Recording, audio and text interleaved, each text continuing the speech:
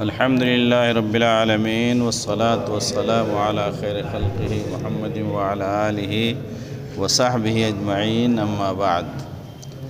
آج تیسیر النحو کا درس نمبر 119 ہے، جس میں ہم لوگ اسلوب اغراء و تحذیر کو پڑھیں گے۔ اغراء کہتے ہیں مخاطب کو کسی اچھے کام پر ابھارنا تاکہ اسے کرے، اور اس اچھے کام کو مغرا بھی کہا جاتا ہے، یعنی جس پر ابھارا جائے، آمادہ کیا جائے۔ تحذیر کہتے ہیں مخاطب کو کسی ناپسندیدہ کام سے آگاہ کرنا تاکہ وہ اس سے بچے، اور اس ناپسندیدہ کام کو محذر منہ کہا جاتا ہے، جس سے آگاہ کیا جاتا ہے، جس سے بچنے کے لیے کہا جاتا ہے۔ ٹھیک ہے۔ مغرا بھی و محذر منہ دونوں اعراب میں فعل محذوف کا مفعول بھی ہونے کی بنا پر منصوب ہوتے ہیں، جیسے الصدق الصدق والغدر الغدر۔ پہلا الصدق فعل محذوف الزم کا مفعول بھی ہے، اور دوسرا الصدق پہلے الصدق کی تاکید لفظی ہے اور اسی کی طرح منصوب ہے۔ دوسری مثال کی ترکیب بھی پہلے کی طرح ہے، سوائے اس کے کہ فعل محذوف یہاں الزم کے بجائے احذر ہے، یعنی بچو۔ وہاں سچائی کے لیے حکم دیا جا رہا ہے کہ سچائی کو لازم پکڑو، سچائی پر آمادہ کیا جا رہا ہے، سچائی پہ ابھارا جا رہا ہے، اور غداری سے، دھوکہ بازی سے بچنے کے لیے کہا جا رہا ہے، احذر الغدر الغدر۔ ٹھیک ہے۔ تحذیر کی اس جیسی مثال ایاک من التہاون میں محذر منہ مجرور ہوتا ہے، محذر منہ مجرور ہوتا ہے، اس لیے کہ تحذیر کی کئی شکلیں ہیں، اغراء کی بھی کئی شکلیں ہیں، لیکن تحذیر کی جو یہ شکل ہے ایاک من التہاون، اس میں محذر منہ مجرور ہو جاتا ہے۔ اغراء و تحذیر کی صورتیں کیا کیا صورتیں بنتی ہیں؟ اغراء و تحذیر کی درج ذیل صورتیں ہیں۔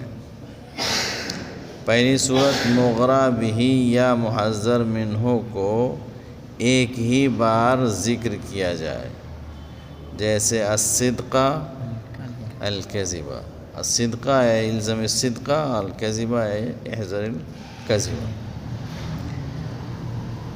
دوسری صورت ہے مغرا بھی یا محذر منہ کو مکرر ذکر کیا جائے، ایک کے بجائے دو بار ذکر کیا جائے، جیسے الامانۃ الامانۃ، الغدر الغدر، جیسے پہلی مثال دی گئی تھی الصدق الصدق الغدر الغدر۔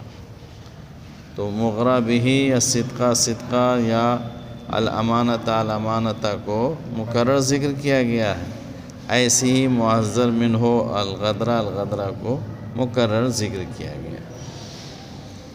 تیسری صورت مغرا بھی یا محذر منہ کو بشکل معطوف علیہ و معطوف ذکر کیا جائے، جیسے الصدق والاخلاص، النفاق والخیانت۔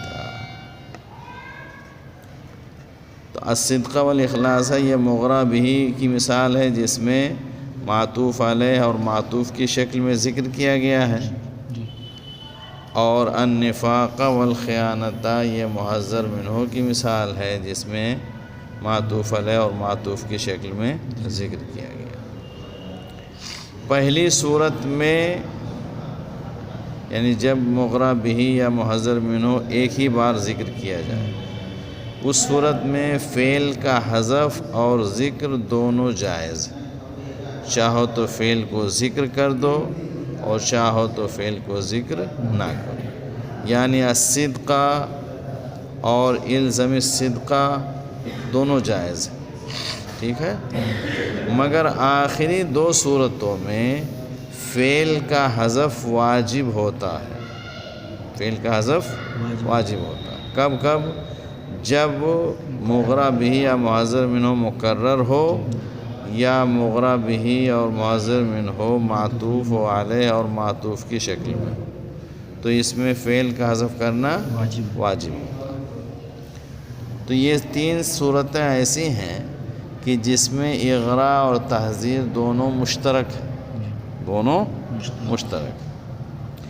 اسی طرح تحذیر کی درج ذیل 4تھی صورت میں بھی حذف واجب، تحذیر کی 4تھی صورت، تحذیر کی 4تھی صورت یہ ہے کہ محذر منہ کو ایاکا اور اس کے اخوات کے بعد یا تو بدون عطف ذکر کیا جائے، جیسے ایاک التہاؤنا، یا عطف کے ساتھ جیسے ایاک والتہاؤنا، یا من کے ذریعے مجرور کی حالت میں جیسے ایاک من التہاؤن، ایاک من التہاؤن، ٹھیک ہے۔ ایاک التہاؤنا، ایاک ضمیر منصوب منفصل ہے اور فعل محذوف احذروا کا مفعول بہ محلاً منصوب ہے، اور یہ مفعول اول ہے۔ التہاؤنا احذروا کا مفعول ثانی ہے۔ مثال کی تقدیر ایاک احذر التہاؤنا، ایاک احذر، میں تمہیں ڈرا رہا ہوں سستی اور کاہلی سے، تو احذروا کا 2 مفعول چاہیے، ایاک مفعول اول ہے اور تہاؤنا مفعول ثانی ہے۔ تو ایاک والی جو 4تھی صورت ہے، 4تھی صورت کی جو بھی شکلیں بنتی ہیں اس میں فعل کا حذف واجب، ٹھیک ہے۔ ایاک والتہاؤن، ایاک فعل محذوف باعد کا مفعول بہ محلاً منصوب ہے، واو حرف عطف ہے، اور التہاؤنا فعل محذوف احذر کا مفعول بہ منصوب ہے۔ اس میں جملہ کا عطف جملہ پر ہے، ایاک والتہاؤن جب کہو گے تو ایاک کا فعل جو اس کو نصب دے گا وہ الگ رہے گا، اور التہاؤن کو نصب دینے والا فعل الگ رہے گا۔ ایاک کا فاعل باعد ہوگا، باعد، ایاک باعد یعنی اپنے آپ کو دور رکھو، اور اس کے بعد احذر التہاؤن اور سستی سے بچو، ٹھیک ہے۔ تو یہ بتا ایاک فعل محذوف باعد کا مفعول بہ محلاً منصوب ہے، واو حرف عطف اور تہاؤن فعل محذوف احذر کا مفعول بہ منصوب ہے۔ اس میں جملہ کا عطف جملہ پر، ایاک باعد ایک جملہ مفعولیہ ہے، اسی پر پھر عطف ہے احذر التہاؤن دوسرے جملہ فعلیہ کا، ٹھیک ہے۔ مثال کی تقدیر ہوگی ایاک باعد واحذر التہاؤن، ٹھیک ہے۔ ایاک من التہاؤن، ایاک فعل محذوف باعد کا مفعول بہ محلاً منصوب ہے، اور من التہاؤن جار مجرور فعل محذوف سے متعلق ہے۔ مثال کی تقدیر ہوگی ایاک باعد من التہاؤن، اپنے آپ کو سستی سے دور رکھو، ٹھیک ہے۔